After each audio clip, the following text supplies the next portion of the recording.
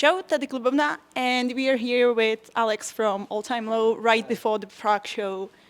Thank you so much for sitting down with us. How are you? I'm great. Thanks for having me. It's nice to be here.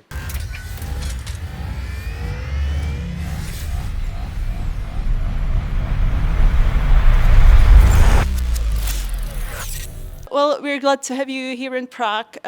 It's been quite a while, about 3 years actually, since we were last here in Lucerna Music Bar. Do you have any memories or stories connected with Prague? We've been here a couple times. We love playing the city. I think it's a beautiful city, and we just honestly like exploring and just walking around and finding things to do. It's a beautiful place to play, and we've been treated really well here every time we've come through. The fans are amazing here, and the shows keep growing and getting bigger. And I want to say our single Monsters, several years ago, went pretty high up the charts here, which was amazing. So really cool. Topping the charts, Yeah, which was a really cool. When we heard that news, it was really nice surprise. Well, thinking back to the last show, you mentioned that the shows get bigger and bigger, and that one, it was quite intimate venue compared to you playing arenas in the US. How do you view that contrast? You know, it's we don't mind it because we've been used to playing venues of all sizes throughout our career. We're pretty inconsistent around the world.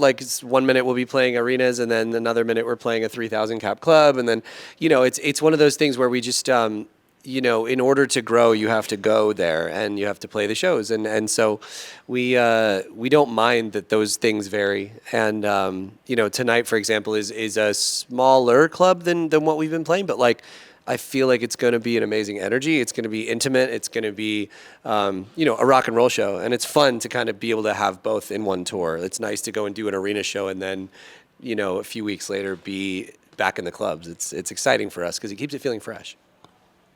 All right. And you've sort of already mentioned it. And in one interview, you described your career as this lovely slow burn.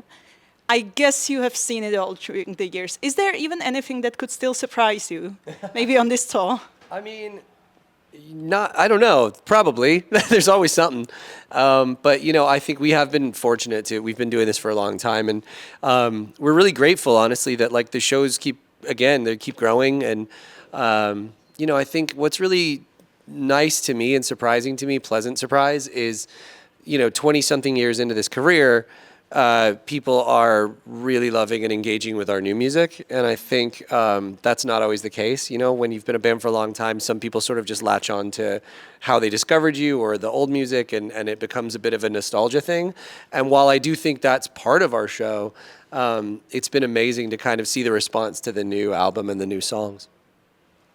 So do you feel like you kind of managed to maybe grow up or evolve with your fans, with your audience? Yeah, I mean, we've been, again, we started this band when we were in high school, so when we were first coming over here, we were kids. And, we now being in our 30s, and I think the fans have grown with us. And it's amazing to sort of be in that position where we have people who are coming to these shows that have been coming to our shows for 10, 15 years. That's a really cool thing to look out and see some familiar faces. And one of the things that I think has become really sort of touching is that people are bringing their kids to our shows now.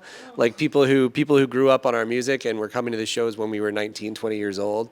I see some of them now bringing their little ones to the shows, and it's awesome. Raising the next generation of punk rockers. I love it. That's so lovely. And another interesting thing is that you never changed band members. Yeah. Starting 2003, it was just the four of you. Yeah. What the hell is your secret? Because that's so rare to see. I know. We've been incredibly lucky. I think a huge part of it is just communicating with each other, and I think we're all very open about what we are wanting out of the band, and it ebbs and flows, and it's I think as long as you keep this open channel with everybody of is everyone happy, is everyone getting what they want out of it creatively and touring wise, and the amount of work we're doing, and I think it just keeps keeps everybody on an even playing field, and we're all really good friends. I think that's really helped as well. And above all else, we just feel super grateful that we get to do this still. You know, like it's we don't take for granted that longevity in music is one of the hardest things to come by. So you know, for us to be able to continue to do this, I think keeps us all kind of like grounded in it. We love it. Well, now we need to move to the present. You mentioned your new music, and we of course need to talk about your 10th studio record.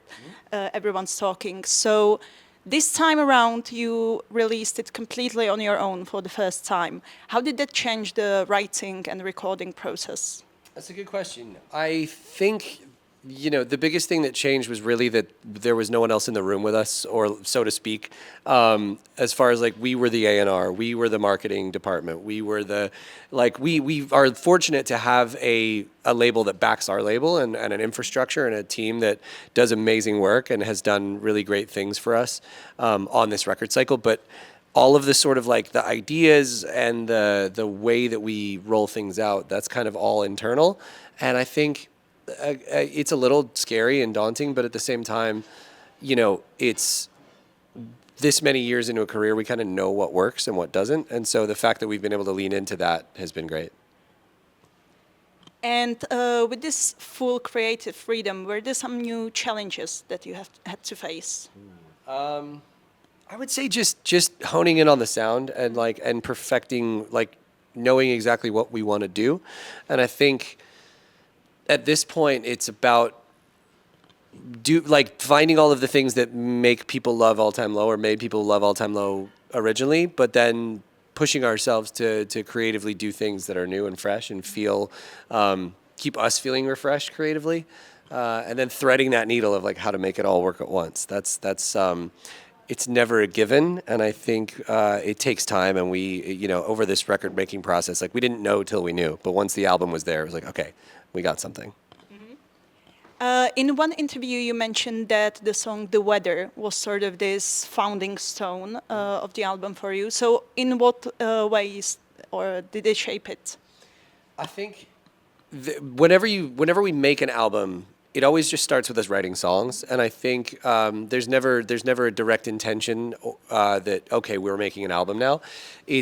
But as we go, you get a few songs that, like you said, are like cornerstone songs, and Sucker Punch was one, The Weather was one, and once we started honing in on those, it kind of informs how you're going to write going forward, and it informs a little bit of the shape of the other songs, and it was The Weather that was the one that I think that I was like, okay, we have our backbone for a record now, and we kind of know what we need and know what else we don't have for the album. So then we wrote to those needs, and that really helped us like shape the whole thing. Mm-hmm. Are there any songs on the album that had been sitting on the shelf for a longer time that you now decided to include? That's a good. No, it was all. Everything on this album was new. Sorry, everything on this album was kind of written for this album. So we do have like a back stock of songs, and sometimes those find the light of day, and sometimes they don't. But with regards to this record, this was like a completely new, start from scratch kind of thing. Mm-hmm. What's your favorite memory from recording this one? I mean, I think one of my favorite things about the making of this album was that we did it in our own studio. We have a studio house in Nashville, and it was the first time we recorded like a big body of work there. So I would say that was being in our own studio, in our own setting. It felt like, you know, making an album on our own label, in our own studio. It just felt like all the right things coalesced at the right time. It was nice. And you've already had the chance to test the songs live. Yeah. So what are your favorites to play? All of them. Yeah, it's. I mean, it's been cool because people are really responding well to the new music, and so that makes it really rewarding when we go out there and play and see the crowds go off to these new songs. It's that's why we do it. So I'm having a blast. There's a song on the album called Little Bit, and that one's going really hard live right now. And then our newest single, Falling for Strangers, has recently come into the set list, and that's a good one too. Okay, well, can't wait to hear them live. Well, the trouble is, pun full intended, with 10 albums under your belt, how do you even begin to, forming a set list from this? Because you can't please everyone. No. Everyone wants to hear something else. So No, and we don't. What's- No matter what we do, there's always someone that's like, you didn't play this. And it happens, and that's okay.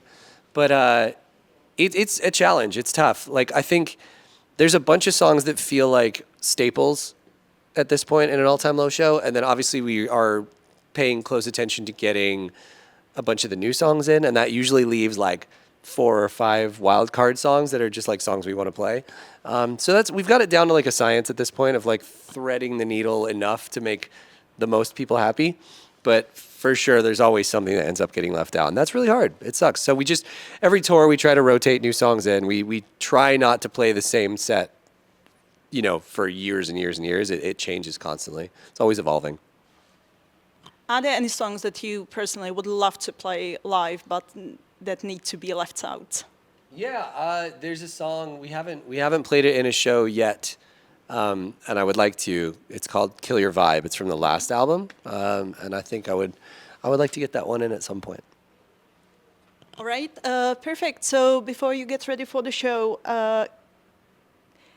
what can fans expect from an all-time low show in 2026? Man, I think one of the things I love the most is that there's like a really awesome sense of community at our shows. I think people are there to have a great time, and kind of everybody looks out for each other and takes care of each other, and I've really admired that about our shows recently.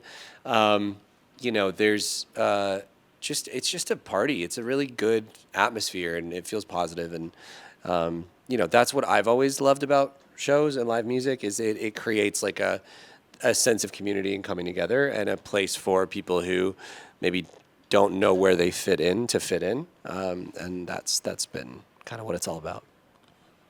Yeah, I think that those are the things that were always associated with like the pop punk scene, etc. Which brings me actually to the final but very serious question. In a recent interview, you mentioned that if there was Mount Rushmore of pop punk, then Blink and Green Day would definitely be on there.